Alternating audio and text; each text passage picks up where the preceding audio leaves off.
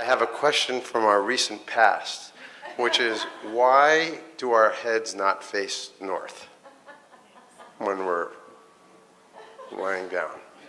It's like the monkeys, it's been staying on my heads. So you accept the evolutionary process the way it is. So why shouldn't you put your head to the north? Suppose, there's a North Pole and a South Pole. This means these are the magnetic centers.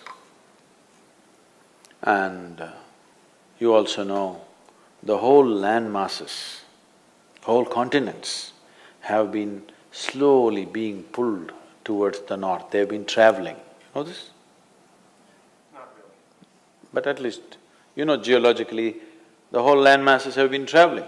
Why the Himalayas is whatever we are seeing, the Himalayan mountain ranges, that Manasarovar, you will find seashells in Manasarovar because at some point it was at mean sea level. Today, it is at 15,600 feet.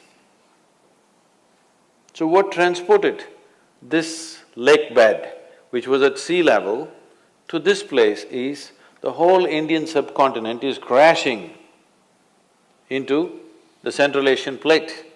And this is why the Himalayan mountains are still continuing to grow. This is just piling up, it's just a crash. You've seen cars piling up? Just like that. India is crashing. Every year, India is losing about 1.23 centimeters or so. I'm not perfect on the number, it's somewhere in that range. Every year, India is losing about 1.23 centimeters or something because it's crashing into the Himalayan range and it's piling up. Because the magnetic pull of the North Pole is slowly pulling all the land masses upward. So such a huge magnetic pull where the continents are moving up, that kind of magnetic pull is constantly in enforcement across the globe. Suppose you had a little bit of anemia. If you went to your doctor, what does he prescribe for you? So it seems to be like it's an important ingredient of your blood, yes? So if iron is floating around in your blood, and if I put a very powerful magnet to the top of your head, it is possible that slowly blood may start moving in that direction, isn't it? Let's say if it's a very, very powerful magnet, it may start slowly pulling it up because there is elements of iron in the blood. Your body is designed like this, that your heart, which is the pumping station of the circulatory system, is 3/4 of the way up, not halfway down, because it is difficult to pump against gravity, easier to pump towards gravity, so it's placed here. Generally, all the pipes that are flowing down are larger ones, what is going up are much finer ones. As it goes up here, they're almost hair-like. So minute that the circulatory system in your brain is such that if one extra drop enters there, hemorrhages will happen. People have strokes. So now you were like this, now you went like this. Already there is a little bit of imbalance in the system because heart was pumping, calculating the gravitational resistance. Now suddenly there's no gravitational resistance, you became like this, and now you put your head towards the north. Slowly, it gets pulled towards your brain.